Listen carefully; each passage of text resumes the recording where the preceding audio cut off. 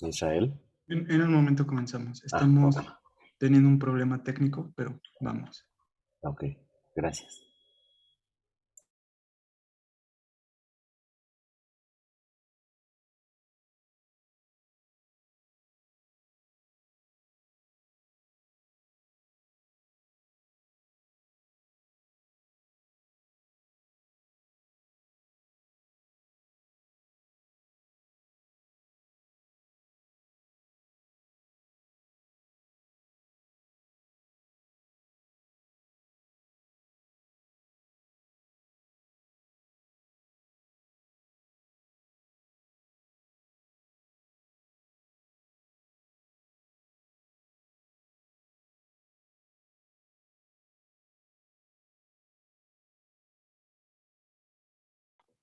Sí se ve, ¿verdad? Ok. Sí, Isra, sí, sí, podemos ver. Pues buenos días a todas y a todos, compañeros. Nosotros somos el primer equipo conformado por Alma Hernández, María Gabaldón, Rocío Tapia, Israel Román y Berenice Ríos. Y les vamos a hablar sobre el tema de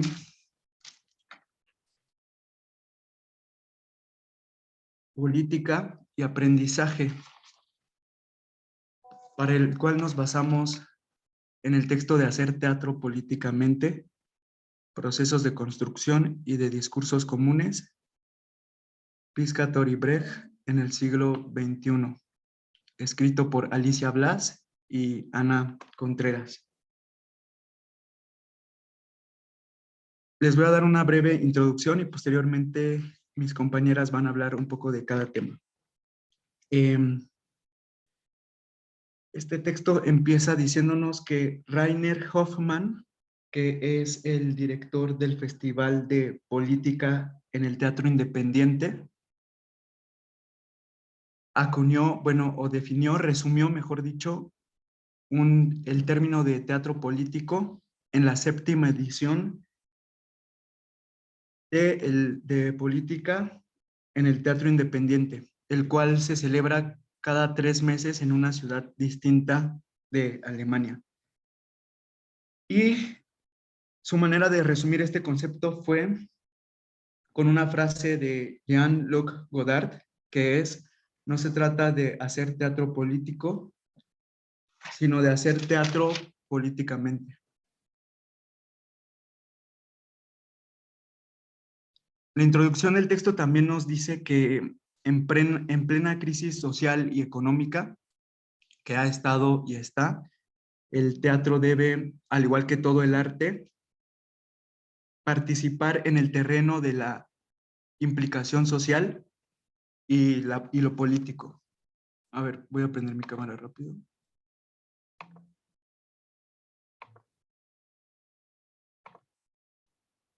Bueno, continúo así. Ah, listo.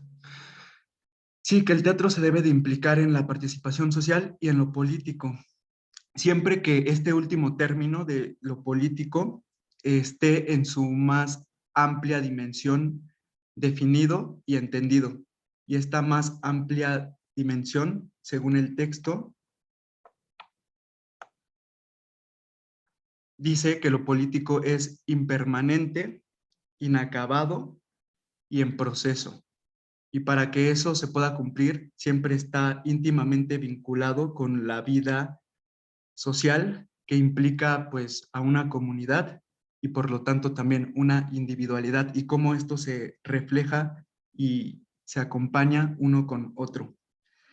También nos dice la introducción de este texto que los procesos transformadores y artísticos, casi de manera reiterativa, lo comentan, no se pueden separar de del contexto social que los refleja, dado que tiene una participación muy importante y al final de cuentas es lo que se va a mostrar siempre y a exponer como manera de un discurso común en donde se pueda transformar y reflejar al mismo tiempo algo.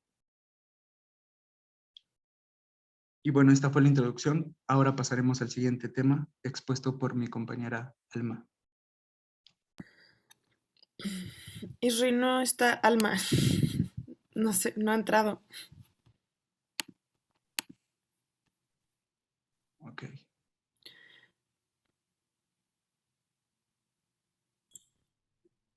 ¿Qué pasó, Alejandra? Levantaste tu mano. Ay, fue por equivocación, me Ok, estresa a veces. ok. Israel o algún miembro del equipo, pueden avanzar en el tema de Alma o requieren ayuda.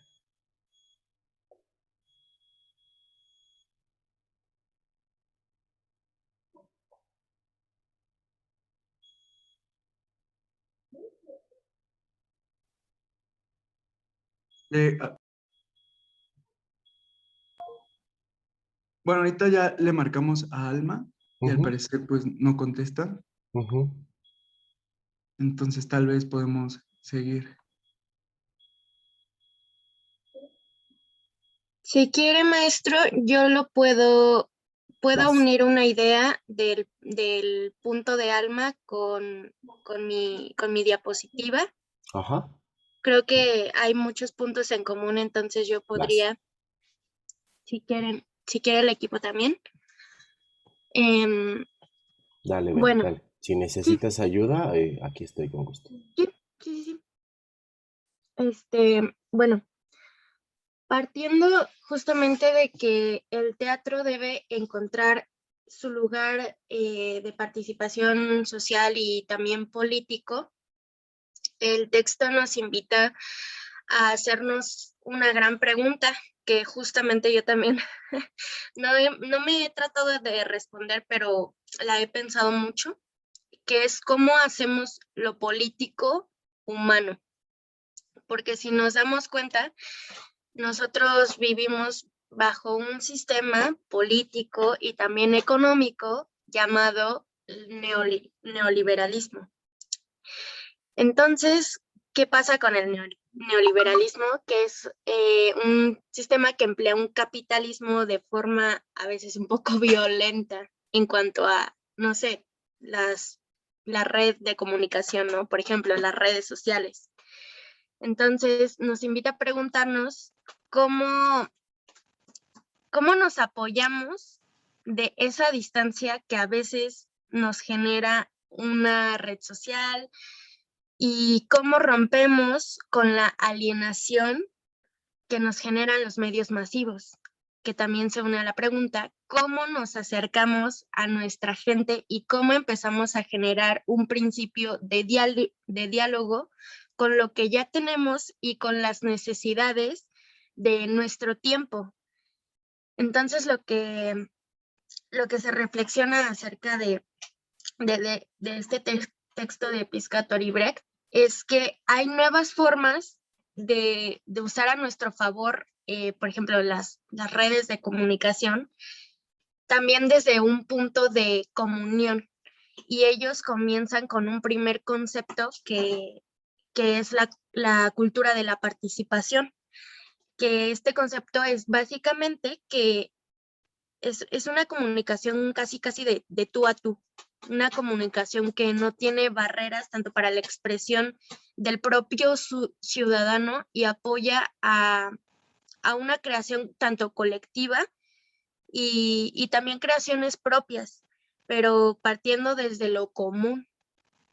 Y este principio se generó también gracias a redes sociales, o sea, dentro del texto nos explican y nos exponen a varias generadoras de contenido virtual y cómo se empezó a formar este concepto. Entonces, yo me lo planteé desde, por ejemplo, ahora que sucedió la pandemia, nos preguntábamos si esto que hacíamos era teatro o no era teatro.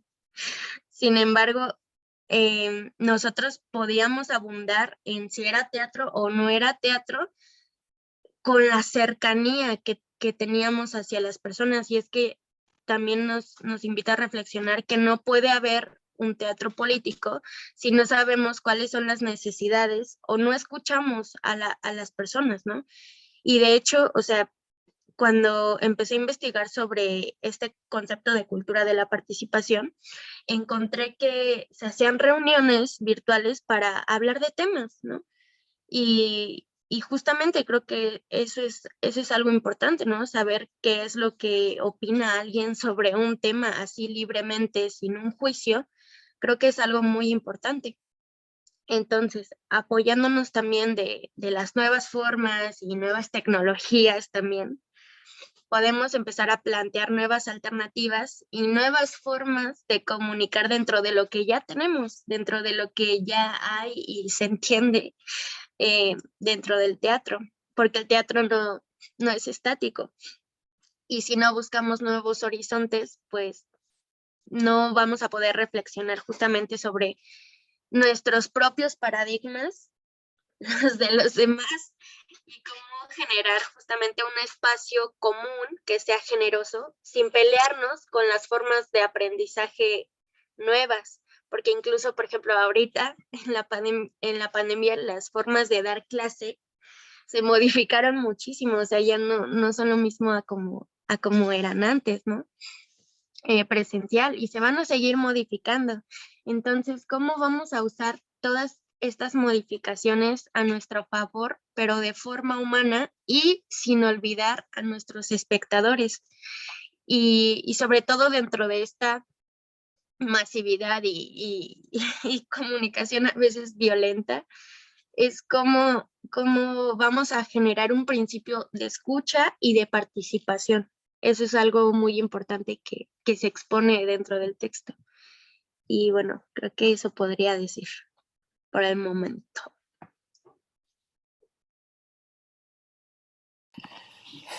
Y bueno, un poco lo que iba a decir Alma es que... Aquí estoy. Ah, pues ya llegó. No tengo, bueno, no tenía internet, no sé qué onda, pero ya, aquí estoy. Solo, bueno, yo iba a hablar del capitalismo. ¿Puedo hacerlo brevemente? Sí, sí, sí. Vas. Perdón, está hablando Google, ya.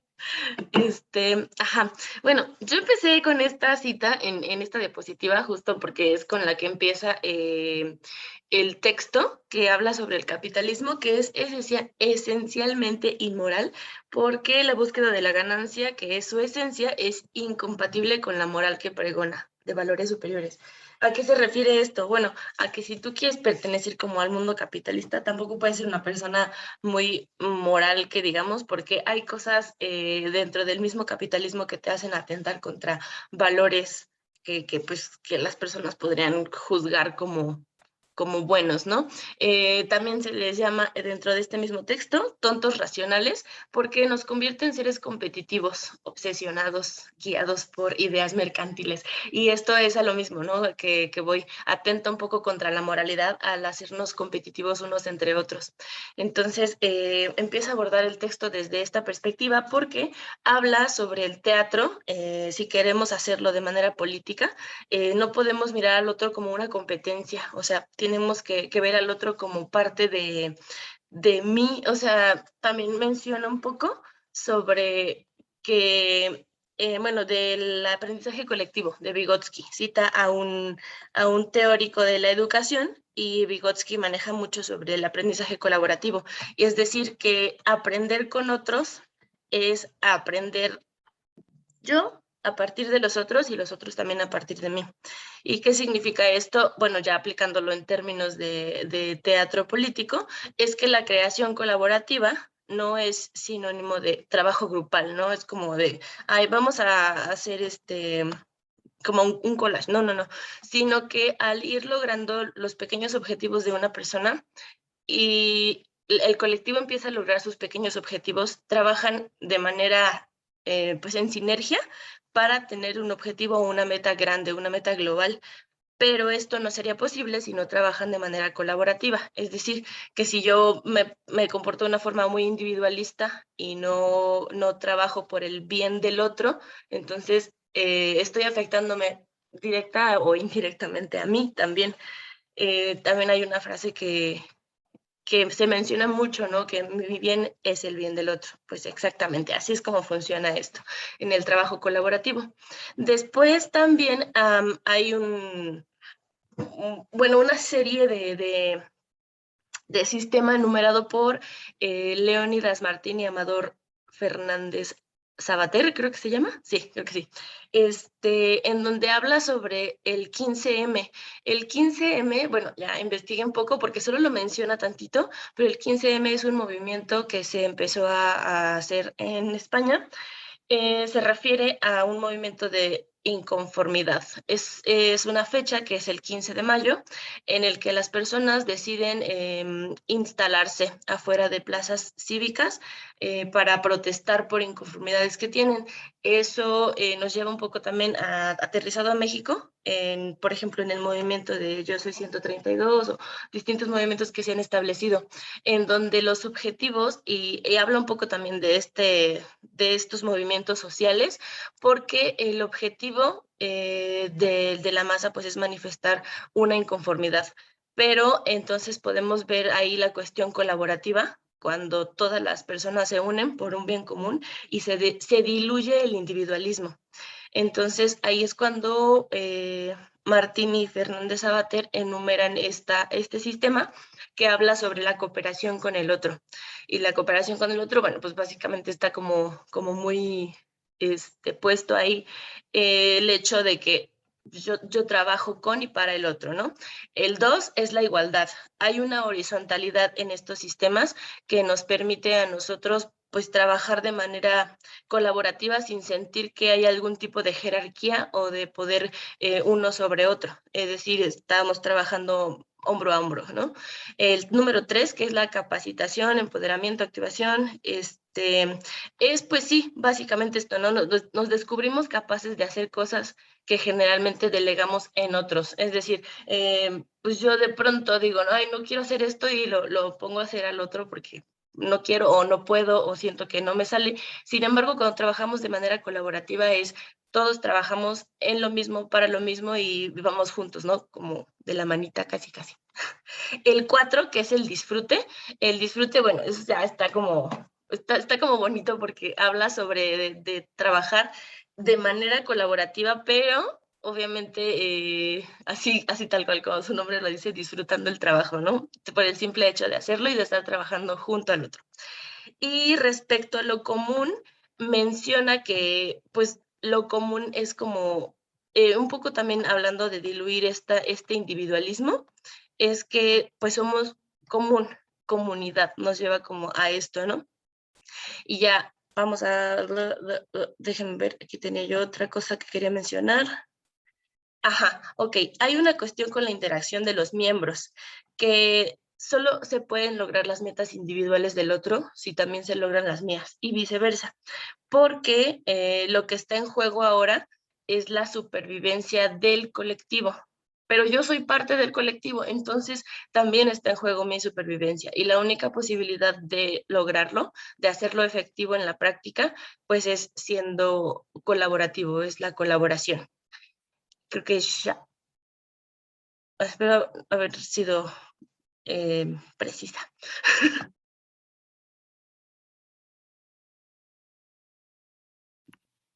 Y pues Piscator y Brecht también plantearon estas ideas del teatro colectivo con muchas utopías acerca de cómo colaborar, que son las que mencionó Alma, porque también ellos querían este teatro que fuera hacia una idea en común y no el teatro capitalista que te dice, o sea, te impone como un discurso totalitario. Entonces, este teatro busca esta idea que ese grupo específico quiere decir. También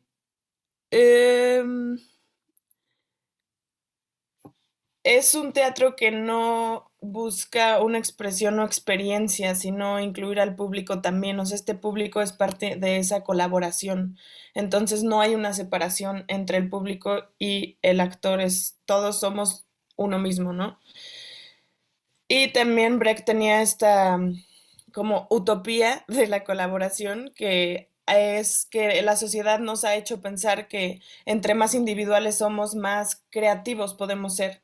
y buscaba romper con eso y quitar la idea de este genio romántico que es así como el genio artista y más bien juntar todo en un colectivo y quitar el anonimato en ese colectivo. O sea, no todos somos diferentes, no todos somos una masa y somos anónimos, sino cada uno tiene su lugar, pero estamos todos juntos.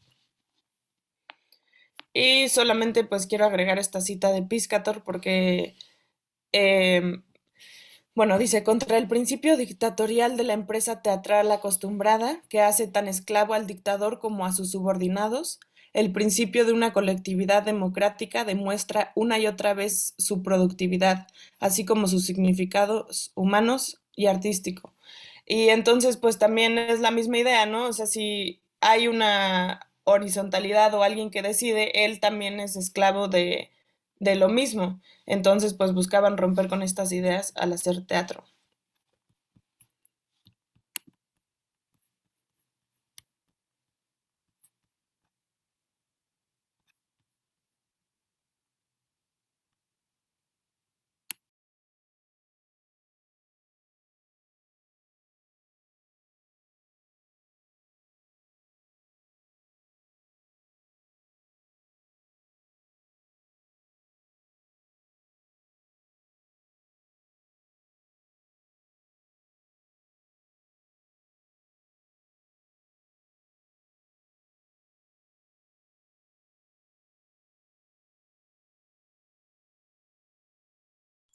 ¿Todo bien? Los dejamos de escuchar. Bueno, yo los dejé de escuchar. Yo también.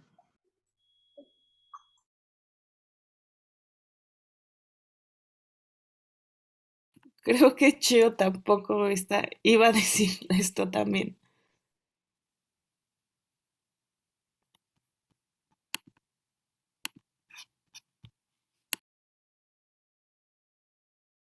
¿Alguien lo puede recuperar, por favor? Yo. A ver, espérame tantito. Se me cerró la ventanita en chiquito y no veo la diapositiva. Aquí está. Ya. Ajá. Ya. Sí, cuando estábamos hablando de esta cuestión, pues mencionamos que básicamente todo el texto habla sobre el teatro de manera colectiva, pero planteado desde diferentes autores, ¿no? Entonces, ahorita ella pone acá una cita, creo que sí es una cita, pero habla sobre el teatro didáctico, ¿no? El teatro didáctico, creo que se llamaba teatro didáctico o de cómo hacer teatro políticamente. Entonces lo aborda también desde esa perspectiva, porque el teatro didáctico pues bien tiene que tomar cuestiones de la vida como para hacer este tipo de, hasta cierto punto, aleccionamiento. No sé si lo estoy abordando correctamente, pero sí o sí tiene que ser político, ¿no? Y no puede haber un discurso totalitario porque las perspectivas siempre varían y son diferentes tanto en el teatro como en la política.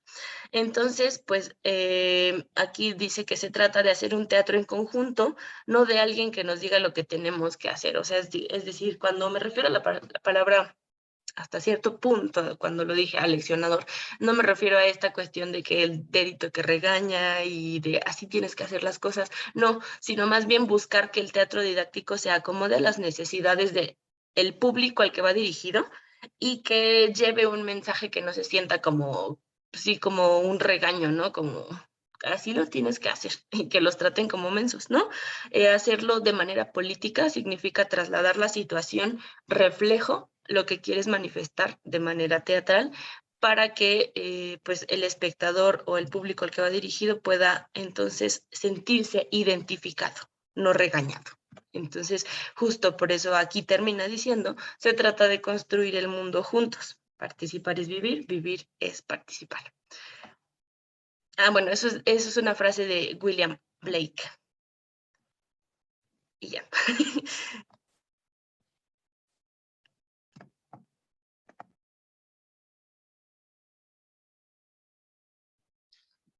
Y bueno, esa última ya es de lo que les expuse hace un rato. Y pues ya nada más les comparto esta frase que dice que es necesario entender la lógica también de las redes y de esta comunicación horizontal que les comentaba dentro y fuera del Internet, porque en ellas también se da un cambio de distribución de poder y la dificultad es que solo puedes entender participando y estando dentro. Y creo que también nos encontramos en este plano en el que en las redes sociales pues todos podemos hablar de cualquier tema y justo cómo usarlo de forma responsable y generosa. Y pues eso sería todo. Gracias. Gracias, chicas, chicos. Me sentí un poquito atropellado. Les pasó un montón de cosas. Pero bueno. Solo para recuperar en la mente del grupo que cómo nos sitúa. Empezar por aquí es tratar de situarnos hacia dónde va lo político, cómo se articula un discurso, entendido lo político como una cuestión de la colectividad y de la participación, ¿no? Entonces, y que eso va a ser como muy, muy, muy importante para la propuesta brechtiana. No todas las participaciones ni todos los teatros políticos parten de los mismos supuestos, ¿sí? Vamos a tratar de, o sea, el que sea político y que sea comunitario y todas estas ideas que por ahí se utilizó el término utópico. Número uno, pues todas las políticas están ideologizadas de alguna manera, de un lado o del otro, ¿no? Segundo, la palabra utopía puede estar cargada de un sentido como vano, como inalcanzable, o puede estar cargada como de un sentido de construcción permanente, ¿no? O sea, sí en el sentido de que es utópico porque es inalcanzable, pero esa inalcanzabilidad la vamos construyendo cotidianamente.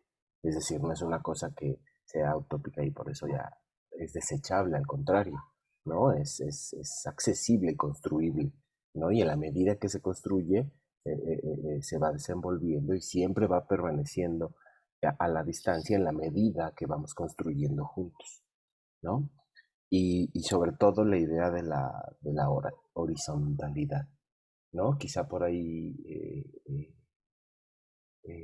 perdieron de vista un poquito esta cosa del, eh, o sea, el teatro como, como experiencia de la comunidad, ¿no? Va a haber, son muchos los teóricos que van a tratar de rescatar esa idea del teatro desde su origen político comunitario, es decir, el teatro es una asamblea, es un lugar donde se decide en conjunto, ¿no? Entonces, bueno, por ahí vamos a avanzar con el equipo 2 y luego vamos, si nos da tiempo, vamos tratando de concretar cositas. Adelante, por favor. Voy, maestro. Aquí andamos. Deme un minutito.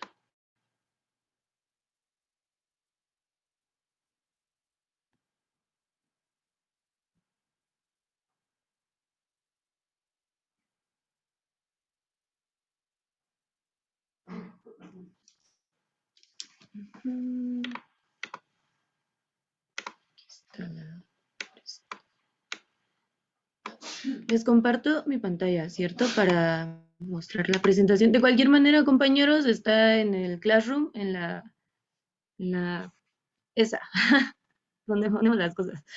Compartir pantalla.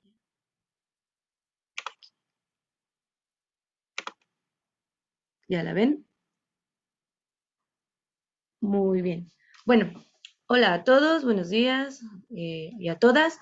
El tema que vamos a exponer, que voy a exponer yo, bueno, en compañía de mis compañeros, si así se da, es sobre los fundamentos del distanciamiento en el teatro épico de Bertolt Brecht.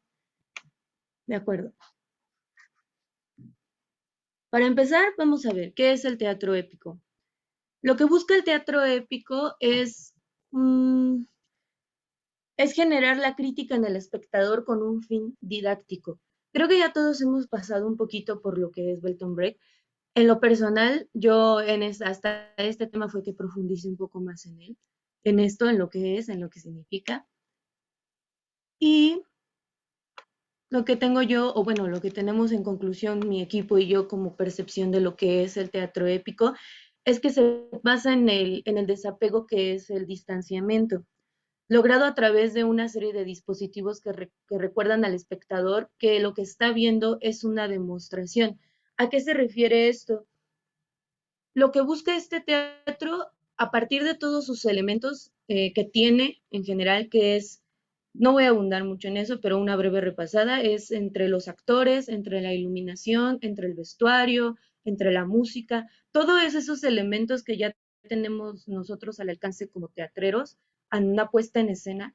Este tipo de teatro, el teatro épico, los utiliza en su favor para generar con cada uno un distanciamiento para recordarle continuamente al espectador que lo que está viendo es meramente un espectáculo, para que con el fin de no conectar con los personajes de una manera anímica, si así lo queremos poner, que el personaje y el espectador no se sientan, o sea, no sientan una como conexión, que es como que todos sentimos en el teatro normalmente, ¿no? Que eso es muy del teatro aristotélico. Entonces, esto es lo que busca romper este teatro, el teatro épico, a través de este distanciamiento, ¿no? Ahora, aquí está lo que les mencionaba, el distanciamiento.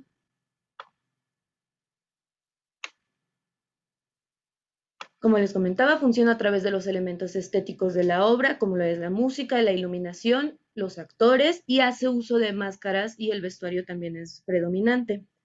Contribuyen a generar que el espectador no empatice. Ahora, las influencias y los puntos de partida que vamos que tomó Bertolt Brecht para poder generar esto. Aquí hay algo muy importante que mencionar. El teatro épico surge por una situación en la que se encuentra el teatro burgués.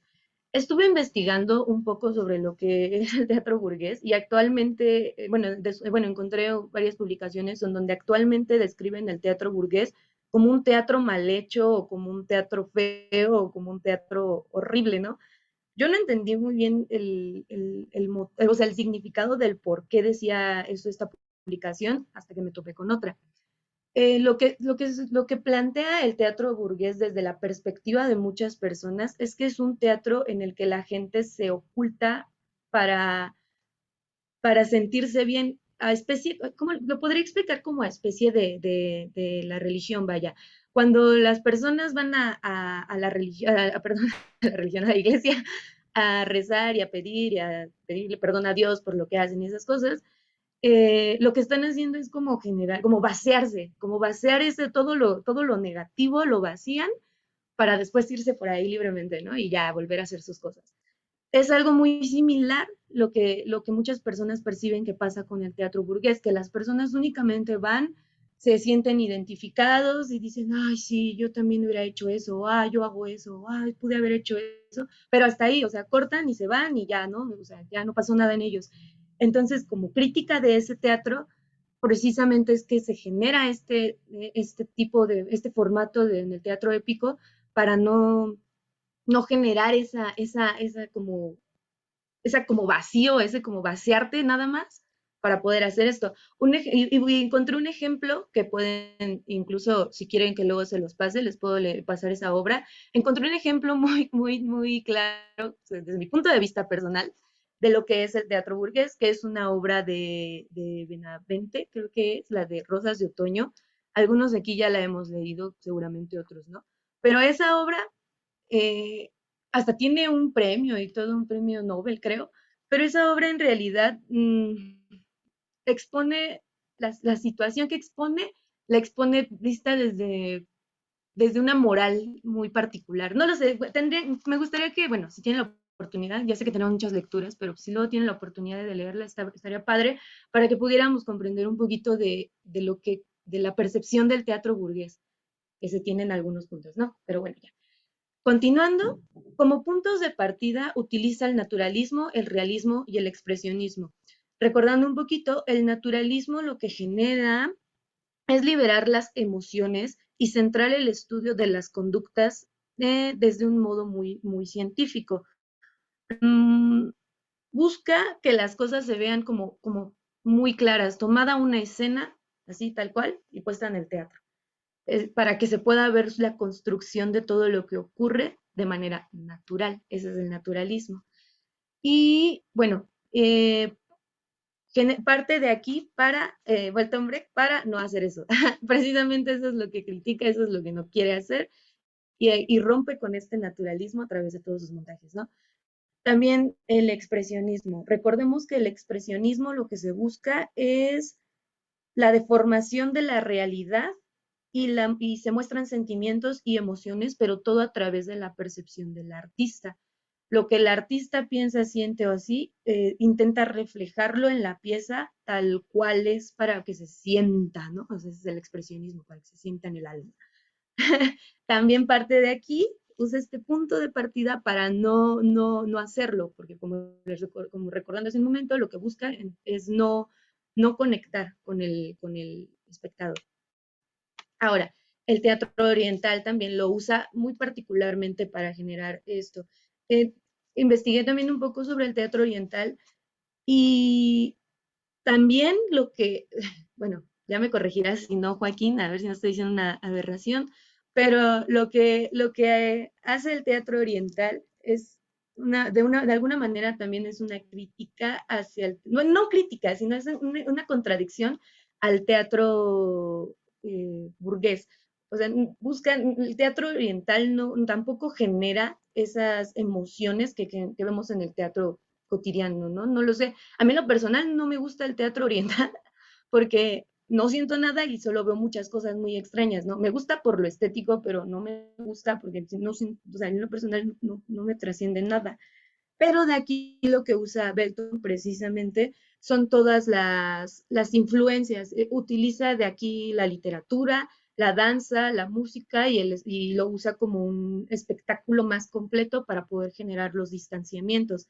Aquí usa las máscaras y el maquillaje llamativo, la expresión vocal y corporal en algunos momentos de los montajes de Belton son muy grandes, son magnánimos para poder darle a entender al espectador que el actor es un personaje, ¿no?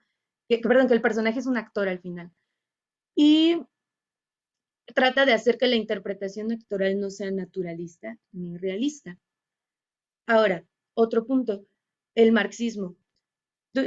Bueno, consideramos importante meter acerca del marxismo por el contexto histórico. Recordemos que el teatro se basa mucho en bueno, no en la crítica, sino en lo que quiere expresar el artista a través de lo que está pasando en su entorno. Todo lo que habla las obras de Bertolt Brecht también son a través de la emancipación de la clase obrera y sobre los contextos políticos, sobre cómo esta clase trabajadora, bueno, habla sobre la clase trabajadora. Me disculparán, tampoco he leído mucho de Bertolt Brecht, pero, pues eso es lo que relacionamos con el marxismo. Ahora, aquí en las diapositivas más abajo anexamos otra que habla más ampliamente sobre el marxismo, pero no me voy a detener mucho en este punto. Entonces, más abajita en la presentación, ahorita la verán. Y bueno, colocamos a Shakespeare y Aristóteles como, de igual manera, punto de partida para no hacer esto. Para generar una crítica no teatral. El teatro aristotélico, recordemos que tiene una forma lineal de contar la historia, y en este punto, precisamente, Belton lo que hace es como separar las cosas. Toma o sea, así como puede aparecer una escena en un momento, en otro momento puede aparecer otra que tiene que ver con otra parte del tiempo, y en otro momento otra. Las escenas son muy salteadas, buscando este distanciamiento. ¿Qué más? Por momentos propone uso de los lineamientos de... pero curiosamente también dentro de esto mismo, dentro de las obras, también propone en ciertos momentos lineamientos de este mismo teatro, pero busca la intencionalidad del distanciamiento. Todo lo que hace es buscando esto. Y ya. Ahora, algunos autores importantes a tomar en cuenta son Erwin Piscator. Fue un director y productor teatral alemán, el principal dramaturgo y teórico del que es conocido el teatro como el teatro político, el cual enfocaba el contenido sociopolítico del drama y no inmerso.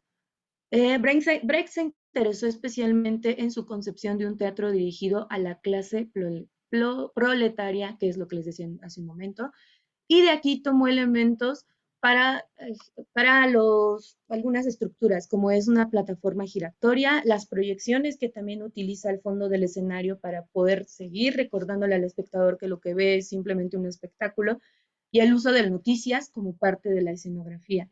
Todos estos elementos los tomó de alguna manera de Erwin Piscator. Nuevamente tenemos a Shakespeare y Aristóteles. Como ya les comenté un poquito, también los usa como punto de partida para poder generar lo que ya es el teatro épico. En un momento. A ver, ¿no hay algo más importante que mencionar?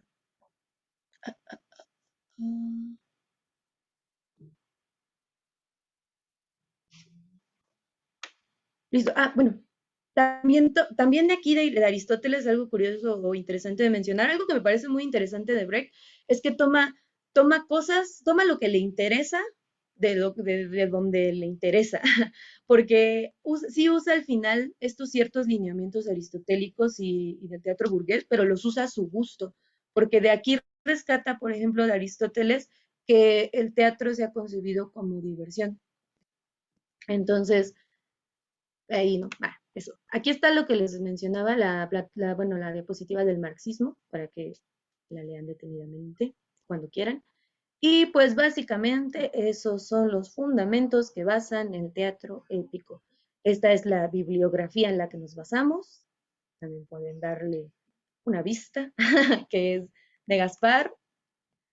Y pues ya, mi equipo estuvo conformado por Emilia Tapia, Mariana Castillo, Leonardo de la Parra, Alejandro Camarena y Alejandra Jiménez. Y pues no sé si mis compañeros quieren anexar algo más, algo que se me haya ido o quieren decir algún comentario en este momento. Bueno, a mí me gustaría nada más agregar una cosita. Más que, esto del distanciamiento, no sé, tiene como de gran base esta cosa de narración y acción, ¿no?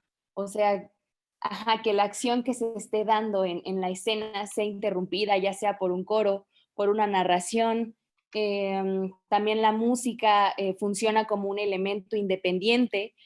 No sé, tanto la música como las proyecciones que hay en las pantallas, porque utiliza proyecciones en pantallas, pueden funcionar como un efecto narrativo y pueden como seguir el hilo de la historia o incluso contradecir lo que está sucediendo. También, no sé, con esto de la iluminación, a veces, o sea, desenfocan, ¿no? Como a los personajes. También la forma de actuar de los actores son actores épicos, ¿no? Y no buscan imitar, y esto que decía Alejandra, ¿no? No buscan ni empatizar, ¿cómo se dice? Ni identificarse con sus personajes, o sea, se tienen que entender como un ente aparte, ¿no? Y para que esto sea como más sencillo, pues utilizan máscaras, también, no sé, a veces mujeres interpretan roles masculinos y viceversa, o incluso, no sé, en situaciones trágicas, la forma de actuar quizá es más, no sé, cómica o al revés. Y sí, o sea, todos estos elementos que él empieza a meter en el escenario para que el público se distancie, se basan de acción y narración, de este juego y esta interrupción. Y pues sí, o sea, yo creo que el distanciamiento no es como, o sea, que no sé cómo decirlo, que se desprendan, no sé, o ignoren lo que está pasando, pero quizá que lo vean como, que el público, el espectador lo vea de una forma más, quizá objetiva, ¿no? Para que entonces comprenda, pues no sé, el porqué del actuar y de lo que está sucediendo en la obra de los personajes. Y también, por ejemplo, no sé, no le da, o sea, sí hay personajes como solos, ¿no? Individuales, pero también está la aparición de como estos grupos sociales, ¿no? Y más bien él se enfoca en, pues sí, como en el rol social que estos personajes o estas clases sociales tienen en la sociedad actual de ese momento y cómo sus circunstancias los van cambiando y los van modificando. Y sí, bueno, con esto Brecht dice que su teatro épico es un drama no aristotélico, porque como dijo Alejandra, no rompe con ciertas cosas, esto de la unidad de tiempo y espacio, y con esto de la empatía, pero sí retoma esto de la diversión, ¿no? Y con Shakespeare, sí, él hace como mucho énfasis en sus personajes, ¿no? Cómo son actuales y cómo siempre son actuales, y las situaciones son actuales. Y ¿qué más? Pues sí, o sea, nada más que todas, o sea, todos los elementos que se involucren en el escenario tienen que tener este efecto de distanciamiento para entonces poder generar en el espectador una crítica. Y sí, eso sería todo.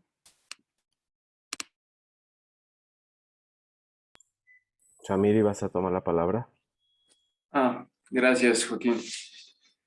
Bueno, yo nada más quisiera agregar que como un punto importante, que es que Brecht, pues hablando un poco del contexto, es que viene después de la Primera Guerra Mundial, vivió el ascenso de Hitler y también vivió lo que es el mercantismo, ¿no? Que el mercantismo fue esta persecución hacia las personas intelectuales o artistas que estaban a favor de la izquierda. Entonces, esto es como muy importante señalarlo porque partiendo de aquí es que él va a hacer este distanciamiento, que es que la emoción solamente se ciega a la persona y no puede tomar decisiones propias, sino como unas decisiones, como impulsos a partir de la emoción y explicar bueno, si bien el teatro siempre es político, hablándolo en general, la novedad que él hace, ahora sí que la novedad, es la creación de un procedimiento político que sitúa al espectador con una relación política en la escena. O sea, siempre hay un límite al borrar la intriga. La intriga en el teatro la va a quitar, la va a borrar, y entonces es la única forma en que el espectador pueda desvincularse de este puente y pueda tomar una decisión. Y bueno, así como entiendo el distanciamiento es presentar este vaso. Bueno, también recordar que Brecht es de corte realista, más no naturalista. O sea, él va a reflejar fielmente la realidad, pero no va a crear una ilusión de realidad. Y esa es la ruptura con el naturalismo. Si bien él va a presentar este vaso, como ya todos lo conocemos, lo va a presentar de formas distintas para que a nosotros nos parezca nuevo, extraño y raro y haya una intención de verlo, pero no deja de ser un vaso. Y pues ya, solamente eso. Muchas gracias. Gracias, Samir. Ojalá Gracias, equipo. Vamos a pasar a como a las partes, a cómo funciona el distanciamiento específicamente con los recursos, del espectáculo, con el siguiente equipo, para terminar la sesión con cómo funciona y si es que hay catarsis en el teatro brechtiano. Hay como muchos puntos sueltos todavía. Esto último que mencionó Samir me parece muy, muy, muy, muy acertado porque es el enunciado que más se ha acercado a lo que implica políticamente y como procedimiento el teatro brechtiano y el distanciamiento que tiene que ver con la desalienación, que es un concepto netamente marxista y que no han tocado. Si el equipo que sigue tiene dentro de su referente hablar de esta cuestión de cómo funciona la alienación y la desalienación a partir de los elementos escenográficos, adelante, ojalá, sería padre que lo mencionaran. Si no, tampoco se preocupen, porque no es aquello que les tocaba. Entonces, vamos a por ello, como dirían. Y equipo 3, por favor, si son tan amables.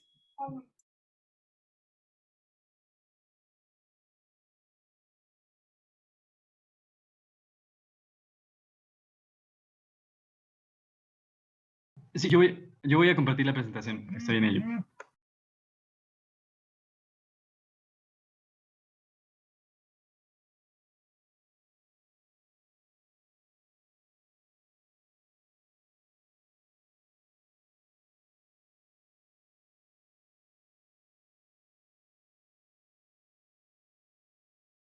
No sé si ahí la vean, ¿sí? Está cargando. Ok.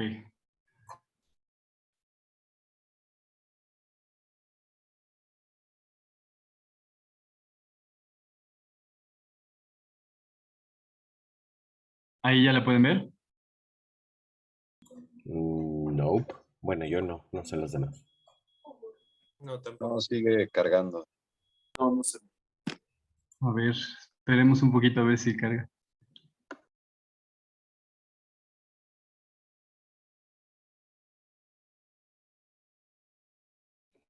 ¿No? ¿Todavía no? Puedes volver a intentarlo y si no, puedes pasarla subirla al tablón de la clase y alguno de nosotros puede proyectarla, no te preocupes. Ok, sí, ya está en el tablón. La voy a intentar compartir y si no, ya.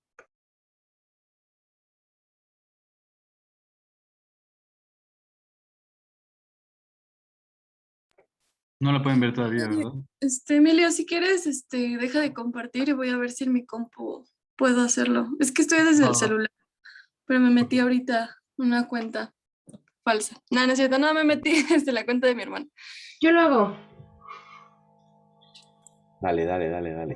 Va. Ah, bueno. Bueno, ya está. Gracias.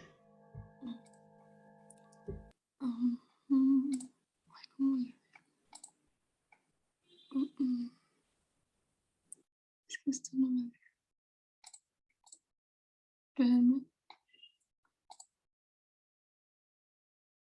¿Cómo le doy iniciar? Espera. Ay, Ponle habilitar edición primero.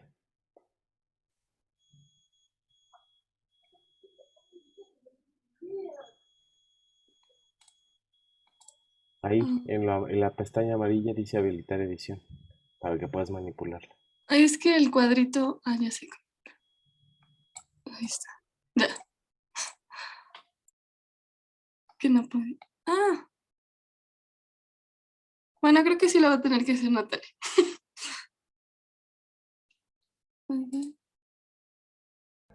Ok, voy.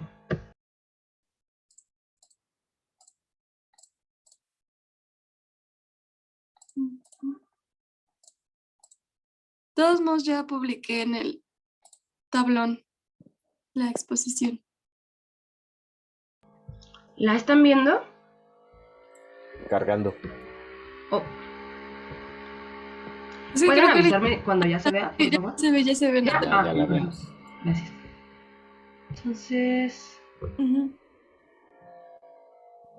ahí está. Bueno, pues, buenos días. Nosotros vamos a comenzar con el tema de distanciamiento en la música y en la escenografía. Nuestro equipo está conformado por Alejandro Arreola, Leonardo Ledesma, Nick de Palacios, su servidora Natalia Sánchez y Emilio Schoening.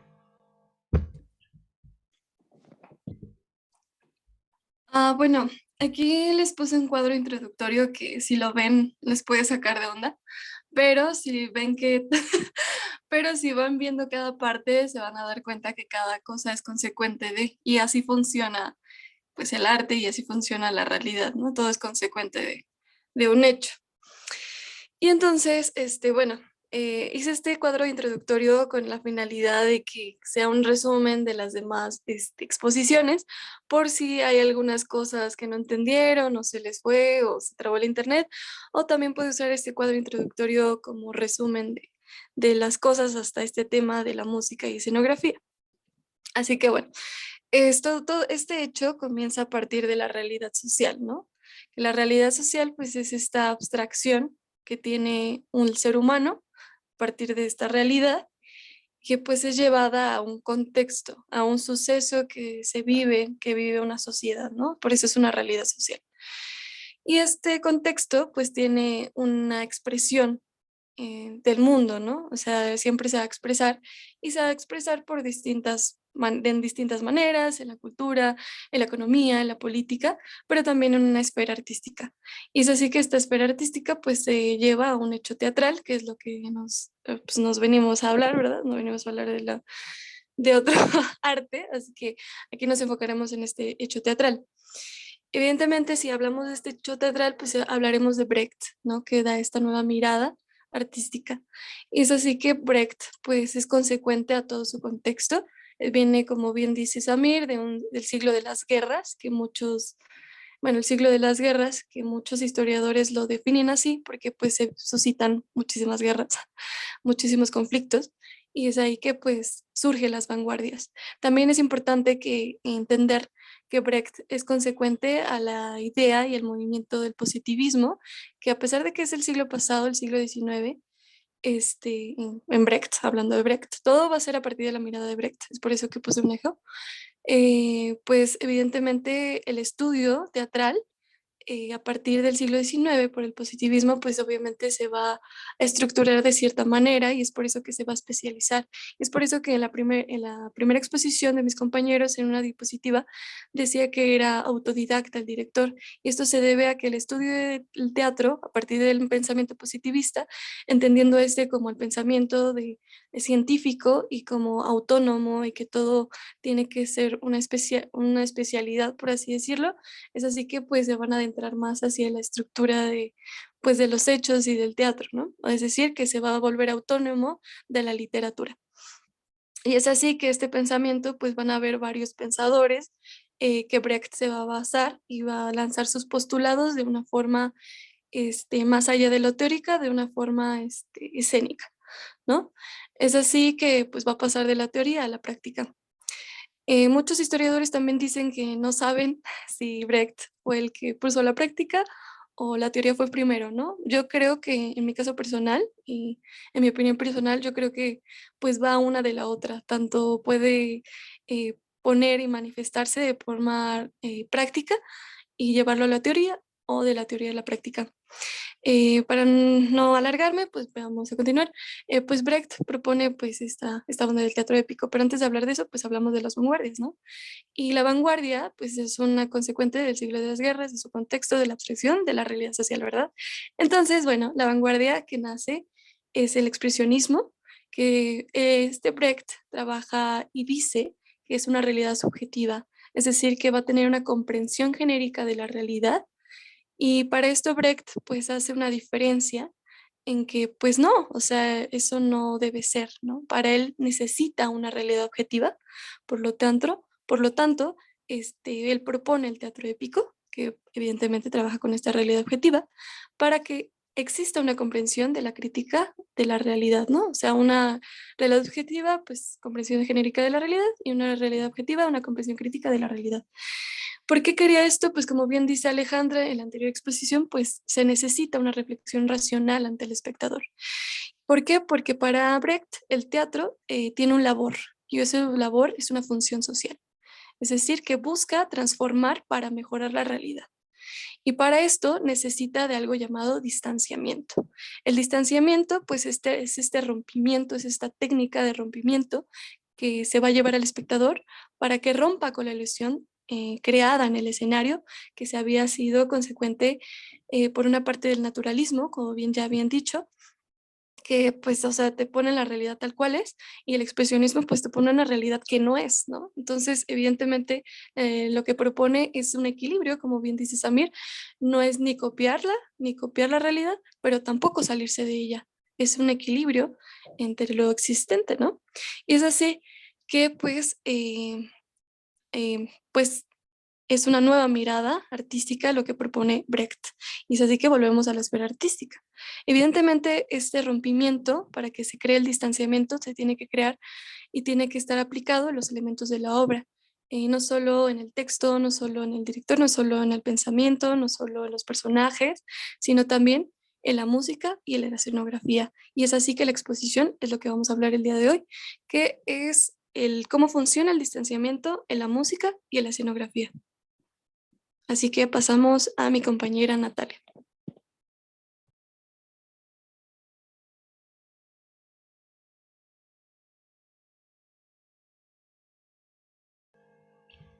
Ok, pues en cuanto a la música y la escenografía en el teatro épico, en el teatro brechtiano, tenemos estas principales características o estos principales elementos, que es el empleo de las songs, que en este caso no es que Brecht incluyera simplemente canciones. Las songs son, él lo definía como un poema cantado, que esto da un elemento poético y narrativo, ¿ok? No es nada más así una cancioncita porque sí. Y justamente tiene un elemento de distanciamiento porque, pues como ya se ha comentado en otras exposiciones, ya lo hemos repetido 1000 veces, esto puede contradecir. Principalmente Brecht se enfocaba en que contradijera lo que estaba sucediendo en la escena, justamente para que fuera algo diferente. Bueno, ahorita voy a ahondar más en ello. Aparte tenemos la aparición del coro en la escena y la alternancia en escena de dos elementos, que es la música y la acción. Bueno, y nada más esto como esta imagen ilustrativa del Berliner Ensemble, esa es la compañía que formó Brecht, en la que pues fue experimentando con esto que terminó siendo el teatro épico. Ok, entonces el teatro épico se interesa por aportarle a la música independencia del texto y de la acción.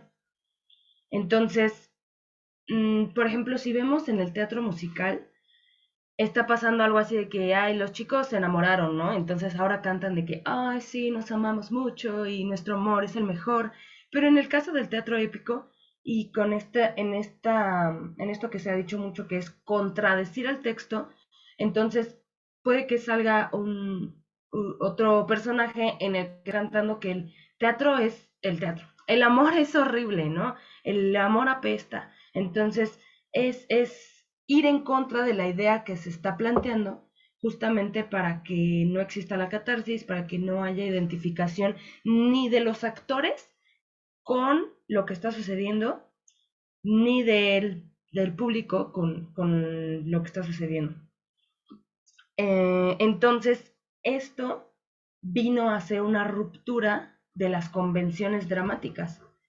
Pues normalmente todo lo que sucedía en la obra tenía que ver una cosa con la otra, ¿no? Y en este caso, pues se intenta hacer algo distinto. Y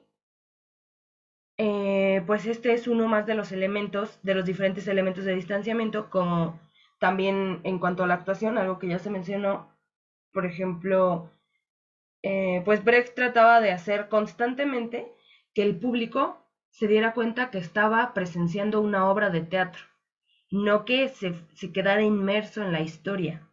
Entonces, por ejemplo, en la actuación, ahí mismo los personajes, los actores y actrices, se vestían o se cambiaban de vestuario o se ponían otra máscara. O sea, no había un ciclorama o piernas o algo así donde los actores fueran a ocultarse del público, sino que también era un elemento en el que ellos estaban ahí siempre presentes.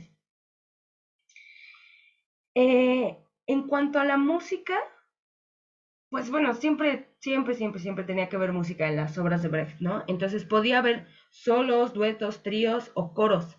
Y en la cuestión del coro es algo muy interesante porque pues ya el coro era algo que se había perdido, era algo que sucedía en las tragedias y comedias romanas y griegas, ¿no?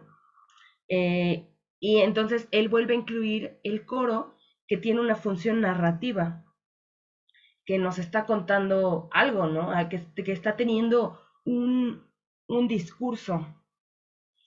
Y pues bueno, Brecht no es que sea esto todo teatro hecho por Brecht, ¿no? Claro que tuvo todo un equipo enorme atrás de él. Brecht pues fue el principal el que impulsó todo esto, pero pues tuvo, pues no sé, tanto los actores, los diseñadores y en este caso los músicos, que también fue un paso muy grande en la música porque se le dio independencia a los músicos, se les dio una voz también, aparte de lo que quisiera el director. Estos tres que les muestro aquí, que son Kurt Weill, Paul Dessau y, ay, perdón que ya me está tapando esto, y Hans Eisler, los tres eran compositores y autores, eran directores de orquesta. Y en este caso, pues bueno, los tres eran alemanes y ellos pudieron tener total libertad y autonomía porque, bueno, la música llegaba a interrumpir con lo que estaba diciendo y estaba hablando por sí misma, estaba contando una historia. Y, bueno, vamos a la que sigue. Algo muy importante, bueno, mejor regreso. Este señor, Kurt Weill, fue el que realmente, o sea, no fue Brecht el autor intelectual y práctico de todo esto. Kurt Weill fue quien combinó y quien empezó a realizar las proyecciones, porque él decidió que iba a combinar las canciones que él escribía y componía y tocaba ahí mismo, las iba a combinar con las proyecciones para que aún se pudiera realzar más este efecto de distanciamiento, se pudiera hacer aún más fuerte. Y en estas proyecciones principalmente se realizaban simultáneamente con la música y se proyectaban al fondo del escenario.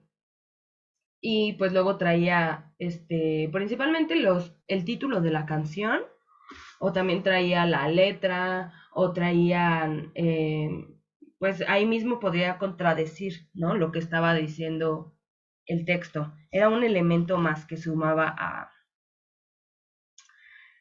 a la música.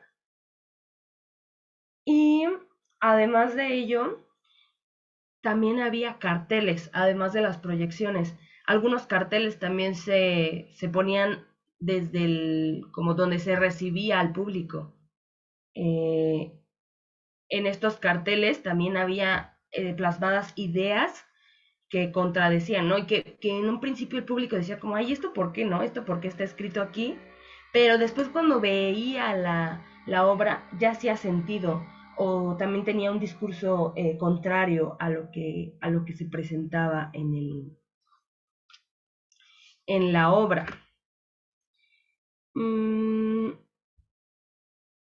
Permítanme un segundo. Ok. Sí, bueno, eso sería todo por mi parte en cuanto a lo que tiene que ver con la música, la escenografía. Y vamos a continuar con algunos ejemplos. Bueno, antes de entrar como tal en materia sobre los videos, ¿por qué expongo aquí el gabinete del doctor Caligari? Esta es una obra expresionista, bueno, una película expresionista. ¿Por qué hay que diferenciar mucho el trabajo de Brecht con el trabajo del auge expresionista? Como bien habían dicho mis compañeros en las exposiciones anteriores, el expresionismo es una forma subjetiva de representar la realidad. Y Brecht propone que todo lo que se ve en el escenario, pues no, obviamente no llegando al nivel de un teatro naturalista, pero deben existir estos elementos reales, que sean objetivos a la realidad. La realidad es es independiente a nuestra subjetividad. La realidad es por sí misma. Y eso es lo que busca Brecht en sus obras. Entonces aquí lo que quiero hacer es darles un pequeño ejemplo de cómo es una obra expresionista a lo que sería el teatro brechtiano, en un breve ejemplo. Nat, si puedes poner el minuto número 6:51 en el video, por favor.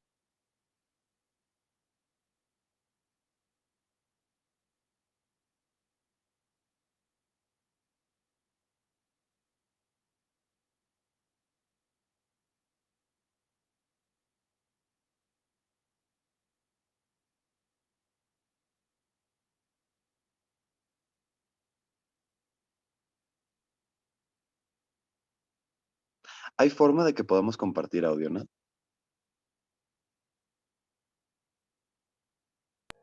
Ay, perdón. Voy a terminarlo y lo voy a volver a compartir porque me parece que Sí, gracias. no lo hice.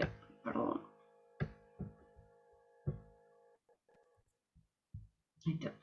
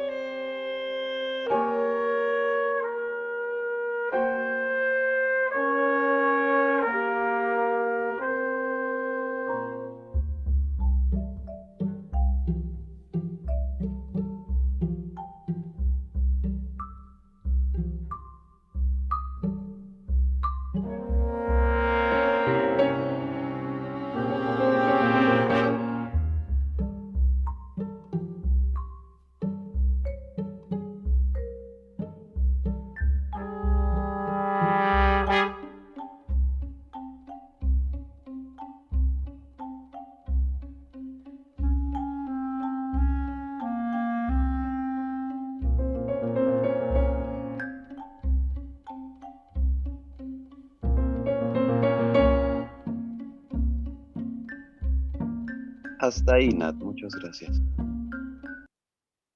Bueno, como pudimos ver, todo lo que es la composición musical y también la escenográfica, bueno, recordemos que esta es una película de los años 20, y era cine mudo en ese entonces, pero esta música incidental, estas composiciones que parten de muchísimos matices, ¿no? De algo muy, de un tempo muy bajo, de algo muy tranquilo, puede ir en un crescendo para después volver a bajar. Y esto también lo podemos ver en la escenografía, ¿no? A lo mejor figuras abstractas o a lo mejor estos, pues figuras geométricas también que rompen con lo convencional y vemos trazos y sombras y también en el maquillaje se puede ver, ¿no? Cómo es que las expresiones están ya marcadas como un tipo de máscara, por decir así, en el personaje que definía como tal su contexto, su ser. Todo eso está plasmado ya en el expresionismo, cosa con la que Brecht rompía. Esto, digamos, era una visión subjetiva de nuestra realidad. Y eso, pues, nos hace estar sesgados, nos hace identificarnos de alguna forma con el objeto artístico y esto es la antítesis de lo que buscaba Bertolt. Ahora, en el siguiente video, vamos a mostrar un pequeño fragmento de lo que sería...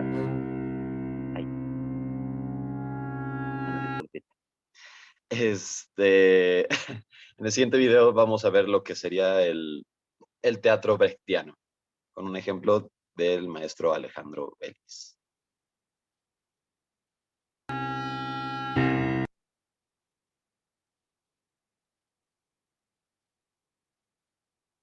Para este trabajo de distanciamiento, elegí el montaje de Santa Juana de los Mataderos, de Bertolt Brecht, dirigida por el maestro Alejandro Bellis en el año 2016, con alumnos de la Escuela Nacional de Arte Teatral.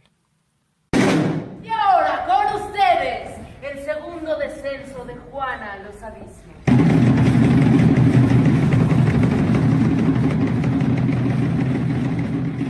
Y en esta ocasión, la maldad... En esta escena, los personajes nos narran la muerte de un trabajador que cayó a las calderas y que después su cuerpo pasó a la cortadora, quedando entonces convertido en tiras de tocino. La mujer lo busca desesperadamente y se muestra también a un hombre pobre que aprovecha la ocasión para quedarse con las ropas del difunto. La maldad de los pobres, dice el texto. A pesar de que esto es bastante trágico y nada separado de la realidad, se utiliza el distanciamiento para generar una reflexión en lugar de una emoción.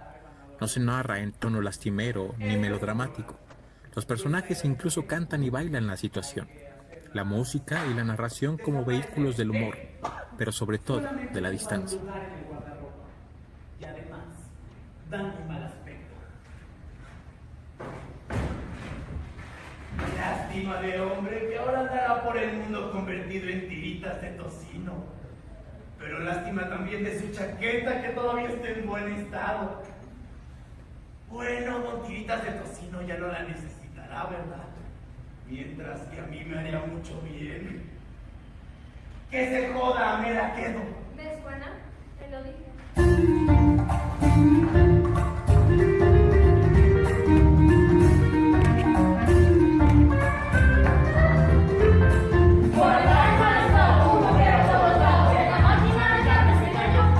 Sin poder ser ayudado, fue cocido y procesado y en tiritas de tocino terminó. Su señora lo buscaba sin saber que se encontraba En el guiso que hace días preparó. Tiritas de tocino, un producto novedoso. Tiritas de tocino, nutritivo y muy sabroso. chaqueta y su sombrero van a fruto compañero que limpia los zapatos. A ese pobre camarada no le sirve para nada. Y el obrero con la ropa se quedó. Se escuchó un alarido, esos son de mi marido. Pero nadie la verdad le confesó. Tiritas de tocino, un producto novedoso. Tiritas de tocino, nutritivo y muy sabroso. Gracias, Nat. Bueno, como podemos ver, en esta música, pues, tan distinta de estas, pues, características que puede tener todo lo previo al teatro de Brecht, me recuerda un poco a hacer una diferencia que, con una referencia que todos podemos ubicar, que sería El pájaro de fuego de Igor Stravinsky.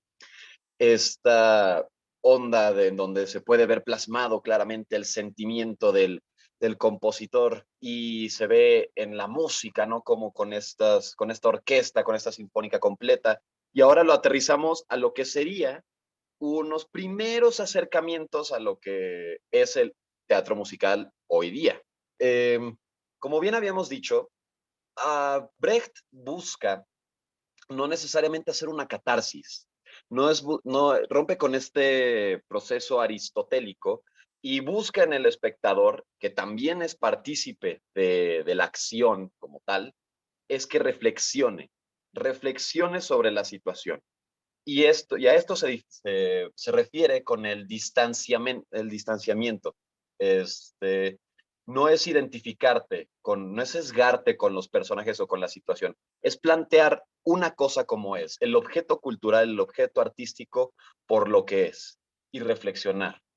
Eso es lo que invitan los pensadores de estos momentos. Y bueno, por mi parte sería todo. Yo creo que era muy bueno que viéramos como tal un pequeño ejemplo de lo que es el teatro brechtiano. Y ahora mi compañera Natalia hará unas últimas adiciones a nuestra exposición. Gracias. Bueno, por último, agregar que para la escenografía hay 3 elementos muy importantes que consideraba el teatro brechtiano, o bueno, que considera. Una es la escasez de elementos, es que pues sí, no tener una gran producción, una gran escenografía. También esto tiene que ver porque se inspiró mucho de Augusto Boal y de Paulo Freire, que, bueno, Paulo Freire era un pedagogo que se especializó bueno, él tenía su teoría ¿cómo se llama? No, ¿cómo se? Teatro del oprimido, No, ese es Boal, no Boal, Freire, estoy la hablando de Freire. pedagogía del oprimido. Ajá, perdón, pedagogía del oprimido. Y es pues habla de la educación hacia pues gente que tiene menos recursos y de pues sí, cómo hacer más con menos cosas, ¿no? Con menos elementos, con menos recursos. Y de esto mismo se nutre Augusto Boal. Después el siguiente elemento es que esto que les decía tiene un nombre que se llama máquina abierta al público, que es que todo se ve el movimiento de la escenografía, el cambio de los actores. Y otro elemento es que es muy colorido. Entonces, realmente la escena se dota de que la iluminación hace que haya mucho color y también el color ayuda a diferenciar entre una escena y otra. Y estos elementos los toma del teatro Neger, que es teatro hebreo de Moscú, que esto viene desde Piscator y Hertfield. Es decir, bueno, ellos fueron los primeros que dieron los primeros pasos del teatro político. Entonces, pues bueno, todo esto del teatro político, pues no nace con Brecht, ¿no? También hay algo atrás, que son Piscator y Hartfield, que es el teatro hebreo de Moscú. Muchas gracias.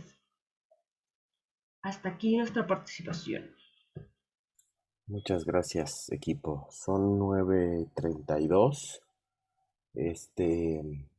Va a haber muchas dudas. Vamos a abrir seguramente en la siguiente sesión un espacio para poder atenderlas. Así es que espero que las estén anotando. Vamos a tratar de cerrar con el último equipo. Tienen 20 minutitos, chicas, chicos. Adelante, por favor. Ok, ahí voy. Yo voy a compartir pantalla. Denme un segundo.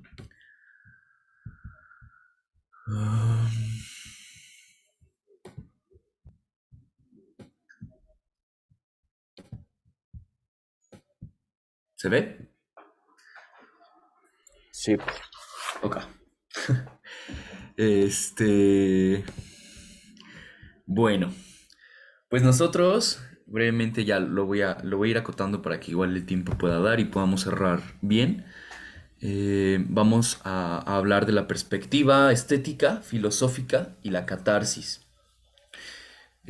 Ahora que ya vi todas las exposiciones y que se ha hecho este recorrido por el trabajo de Brecht, pues creo que podemos llegar muy bien a esta información ya contextualizados y ya entendiendo algunos aspectos. Voy a realizarlo brevemente, de igual forma un recorrido por el contexto histórico y social y lo que conlleva hablar a partir de esto, pues la perspectiva estética y filosófica que ya después nos hablarán. Pues hay un colapso y la decadencia de las formas estéticas. Esto da como resultado el nacimiento del expresionismo en ese momento, de la vanguardia de la que ya nos hablaron, a partir de la cual pues se coloca Brecht pues contrario a las ideas que exponía esto, que ya nos hablarán después, y ahí nos atraviesa en ese momento una guerra, la Primera Guerra Mundial, en los inicios del siglo XX, y a partir de esto comienza a haber una crisis también y un nuevo paradigma, rompimientos de paradigmas con los nuevos conceptos, las nuevas formas de mirar al teatro. Muchas de estas miradas pues son europeas y se da un nuevo concepto con el teatro moderno. Coloqué esto simplemente para poderlo después comparar con lo que nos dice Brecht, pero bueno, El expresionismo pues nace como una búsqueda alternativa de un nuevo lenguaje artístico. Dentro de esta corriente, dentro de esta vanguardia, se potencializaba la capacidad poética del sujeto artístico en sí mismo, no situado en el público, sino en el sujeto artístico, cómo se sublimaba esta subjetividad dentro de los objetos artísticos que se producían. Hay una visión nihilista de la realidad. Eso quiere decir que para ellos la existencia no tenía sentido, no había una finalidad. Y algunos autores nos hablan de un empobrecimiento del contenido dentro del expresionismo. Pero ¿desde dónde estaba situada esta mirada o por qué parten de decir que hay un empobrecimiento en el contenido? Eh, Entendían que el sentido de la obra pertenecía más a la forma que al contenido, más a lo que se veía dentro de la forma que lo que había en el contenido mismo. Hablaban de un empobrecimiento entonces del contenido. Eh, Aquí situé esto que encontré en un documento del año pasado que hablaba del expresionismo y lo voy a leer tal cual porque es una cita. Dice: el expresionismo se ha denominado como arte espiritual y tal nombre lo ubica en uno de los dos polos que articulan el curso histórico del arte, el centro de lo sensorial, de la relación con la naturaleza y el centro de abstracción del espíritu anatómico. Y entonces aquí podemos ver pues cómo se habla de una representación subjetiva y deformada de la realidad, y no de lo concreto, como ya nos comentaron, me parece que fue en la última exposición, en la tercera, cuando Nick te comentaba acerca de los dos paradigmas que existían, ¿no? Brevemente hablaré de de teorías o de trabajos que se realizan en la transición del siglo XIX hacia el siglo XX, con la teatrología, por ejemplo, que Max Hermann es uno de los importantes exponentes que comienza a seguir estas líneas de trabajo en la que se situaba ya al teatro fuera de lo literario, fuera de la idea conceptualizada del texto. Se empieza a configurar entonces como una puesta en escena, como un hecho escénico en el que lo que importaba era en sí mismo lo que se ponía en escena y no solamente verlo desde la dramaturgia que exponía el texto. Ya se comienza a resignificar, se comienza a dar una autonomía y se conceptualiza pues la realización escénica, ¿no? Aquí nada más pues puse que para la teatrología el teatro es el arte de poner en escena situaciones específicas de interacción que configuran determinadas conductas en la comunidad, que después todas estas bases son tomadas para Brecht en sus planteamientos artísticos y sociales.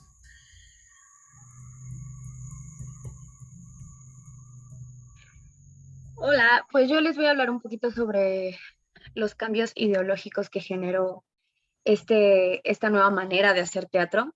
Y lo que pasaba con el teatro era que Brecht tenía la idea de que el teatro debía mostrar, pues, no solo lo que sucedía en la sociedad o en la realidad, sino también el por qué sucedía. Era una manera de poner, de ser objetivo en tanto a lo que se hablaba en el teatro, ¿no? Y bueno, ya nos comentó Marco que el expresionismo fue pues la corriente artística que abanderó bien o mal pues el sentir del siglo XX, fue lo que más que nada se vio en el siglo XX, pero lo que pasaba con el expresionismo era que Brecht no estaba precisamente tan de acuerdo en él. ¿Por qué? Porque pues tenía la idea de que el expresionismo pues daba una visión nihilista de la sociedad y eso a él no le gustaba y por eso llegaba a criticar el expresionismo, porque decía que de alguna manera las obras expresionistas pues podían ser interpretadas de muchísimas maneras. O sea, su contenido y su significado era muy vago y era por eso que él pensaba que pues el arte ya debía hablar sobre cosas específicas y que ya debía representar no literalmente y no de una manera formalista la realidad ni la sociedad, pero sí debía haber un significado establecido y objetivo, ¿no? Y pues también surgió esta idea de que el arte en general pues debía justificarse bajo leyes propias, ¿no? O sea, que el arte fuera algo que se diferenciara objetivamente de todas las otras ciencias. ¿Puedes pasar la diapositiva, por favor?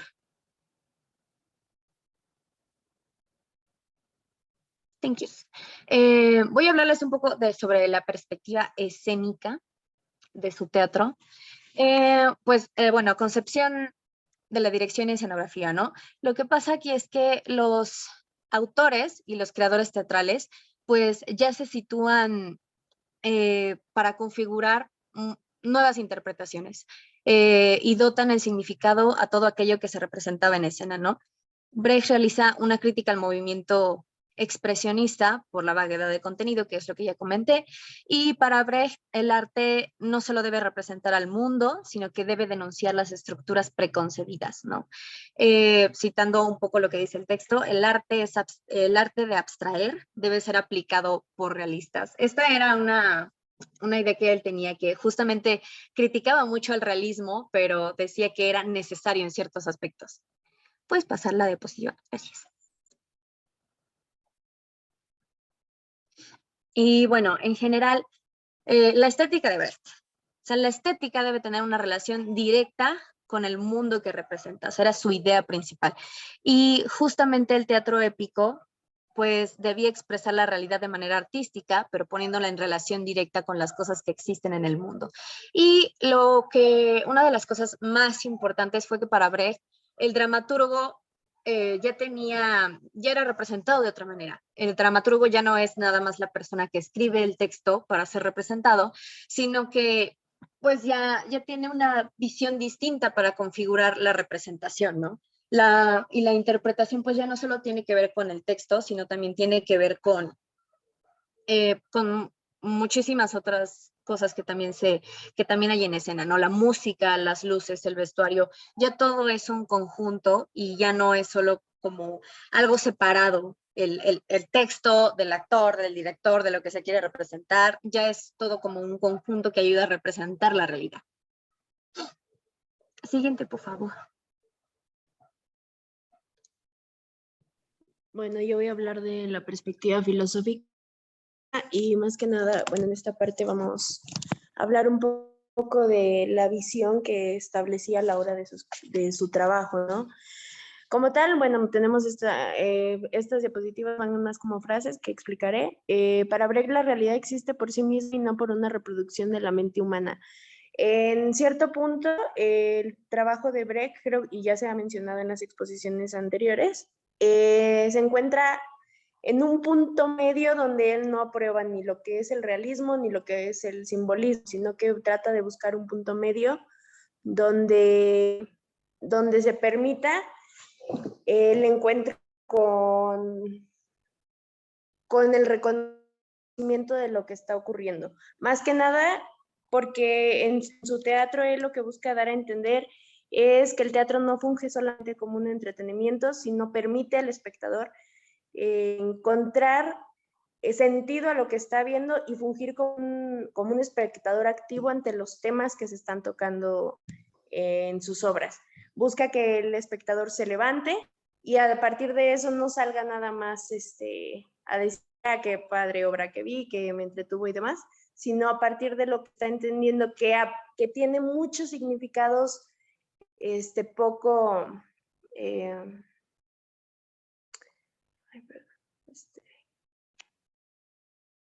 que tiene muchos significados que poco ayudan a que solo se haya visto, sino que permitan que a partir de ello le permita dudar, entender, dar propios significados y signos lingüísticos a aquello que se estaba expresando dentro de la obra.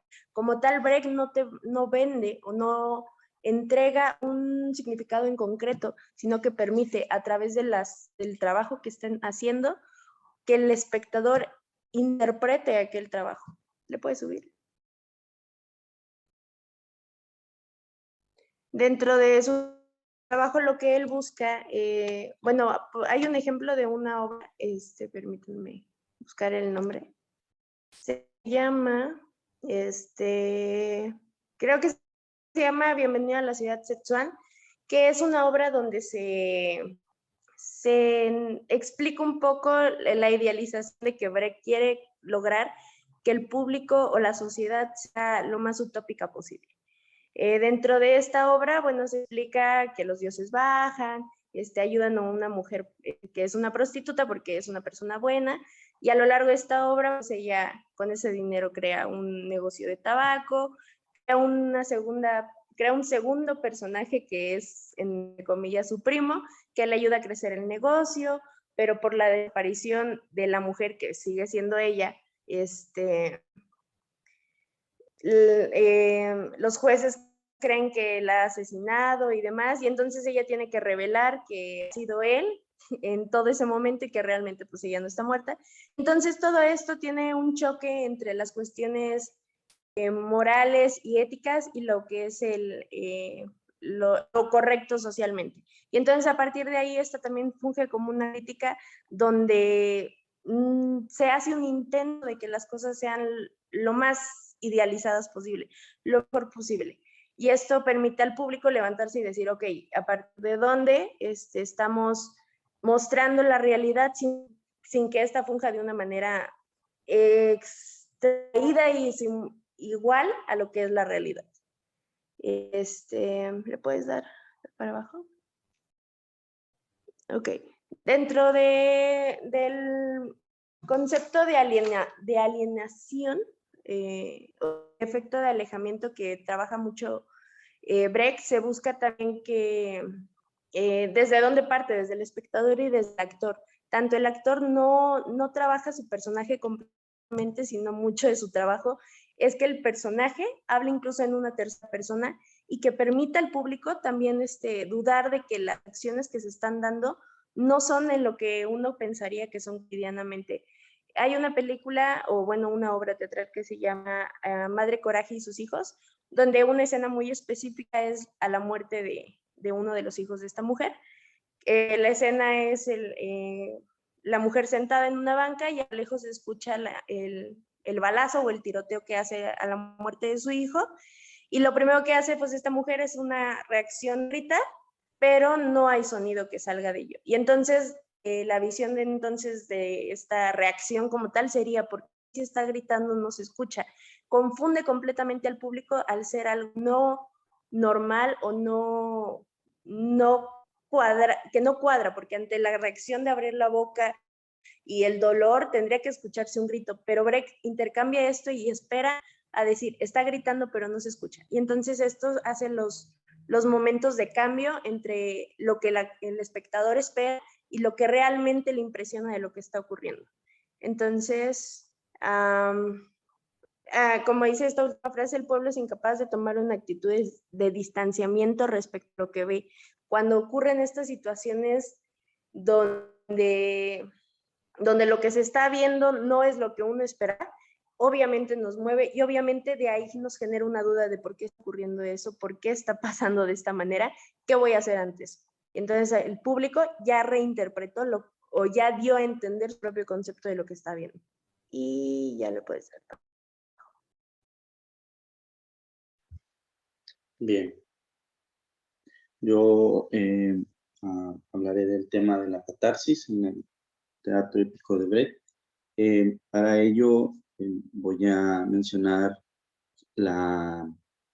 desde lo aristotélico, cómo es que se concebía, y pasa que es una triada, ¿no? Es la estética, la experiencia, luego la identificación, o sea, la némesis, el encontrarte dentro de la estética, el discurso, el evento, y después venía un estado emocional en el que se describe como una curación del alma, como un descanso, un remanso, pues. Pero este hecho pareciera estar despegado de la filantropía, pues, que como si no tuviera una función más allá, pero realmente desde lo aristotélico sí la tiene, aunque el énfasis esté puesto en las emociones.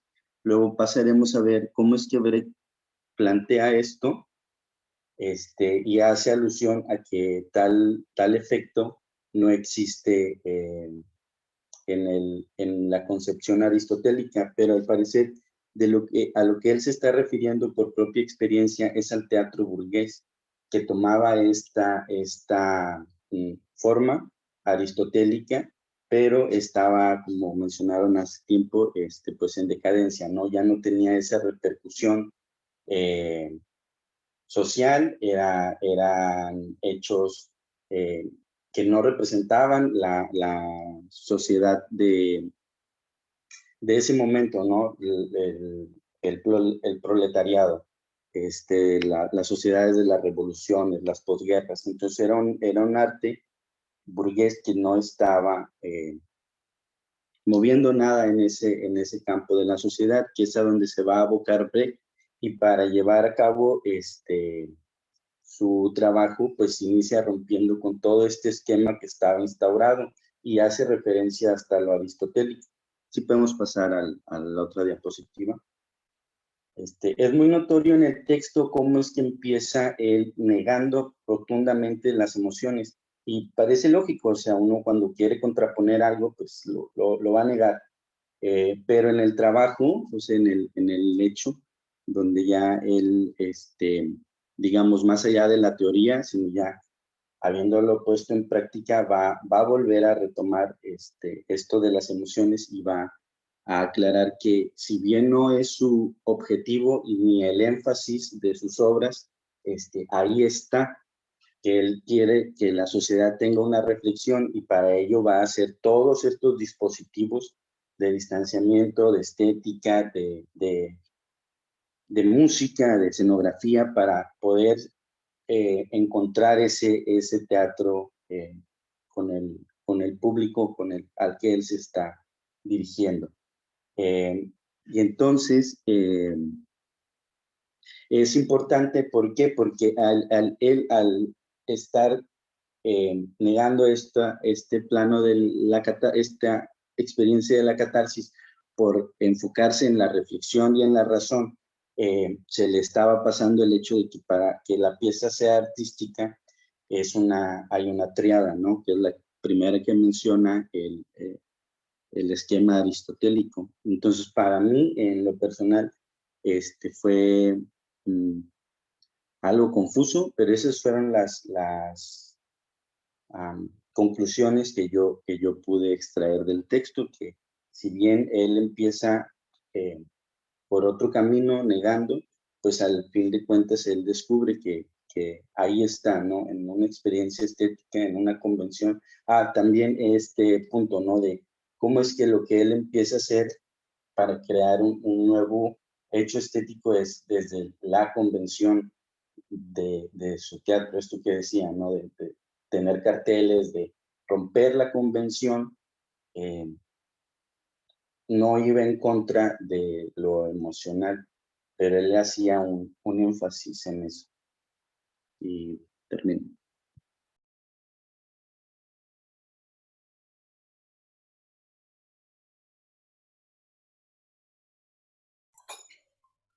Gracias. Gracias. Seguramente se quedan con muchas dudas, o seguramente se quedan con muchas cosas ahí, agarradas como complicitas. Vamos a... En el transcurso del fin de semana les subo la consigna de trabajo, que estará dividida como en dos partes. La primera será de lectura de un texto de Brecht, de un texto dramático de Brecht, ¿no? Para aproximarnos como al asunto de literatura dramática, porque hemos hablado como muy abierto, y la otra tendrá que ver con hacer una especie de búsqueda de posibles contradicciones que podamos aclarar, ¿no? Por ejemplo, les tengo una que surge muy comúnmente, ¿no?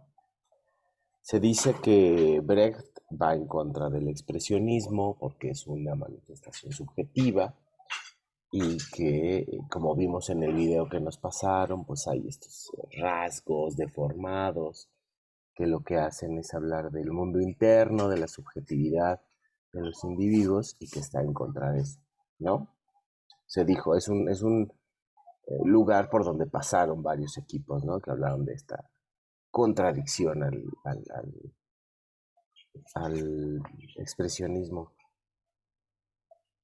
Y sin embargo, Brecht usaba máscaras, ¿no? Y entonces, ¿cómo explicamos la fijación de un gesto como subjetivo, como algo que pertenezca al teatro de Brecht?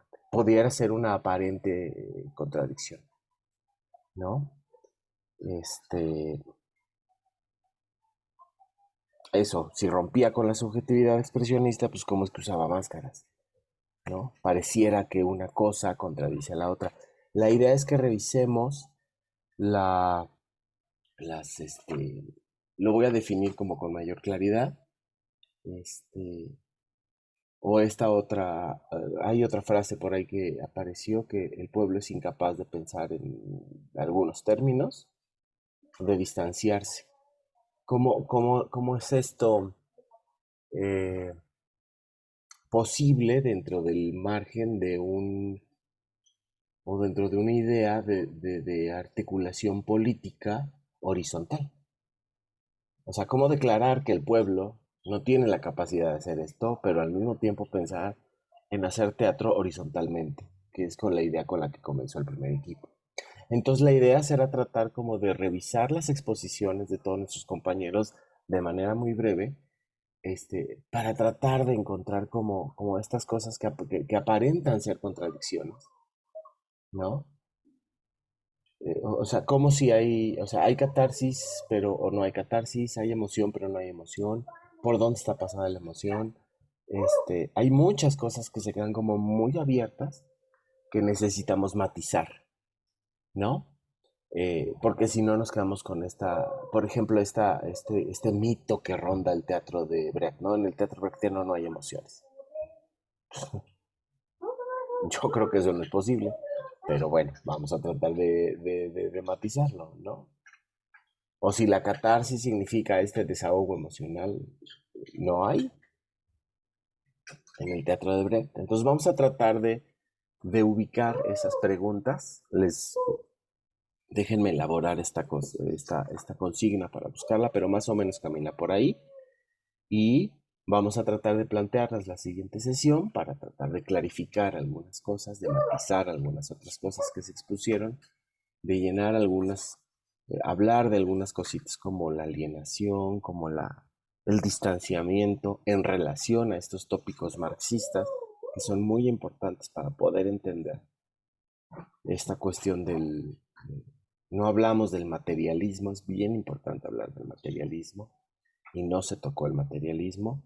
Entonces estas preguntas nos van a servir de pretexto para aproximarnos a esos temas que van a permitirnos tener una visión más construida de toda esta realidad y no estas separaciones. Y bueno, lo que seguirá para el tiempo de trabajo independiente será pues un laboratorio para tratar de articular una o varias de estas ideas en un hecho escénico, aunque sea de pantallita, aunque sea de Zoom, pero en un hecho escénico. ¿Sale? Entonces, pues bueno, son las 9:59. Les agradezco su tiempo, la desmañanada intelectual. De repente como que nos cuesta trabajo echar a andar los motores. Pero bien, se han planteado muchas cosas que nos van a ser de mucha utilidad. Y pues eso es todo. Les subo la consigna en el transcurso del fin de semana. Es una cuestión como muy sencilla, no crean que es como... Y tampoco les voy a dejar ver alguna versión de 6 horas de Santa Juana de los Mataderos de cierto director mexicano, cuyo nombre empieza con T y termina con Avira. No se preocupen, haremos un ejercicio que no les llevará tanto tiempo. Que tengan excelente fin de semana, disfruten sus muertos y si lo celebran, si lo conmemoran, y voy a detener la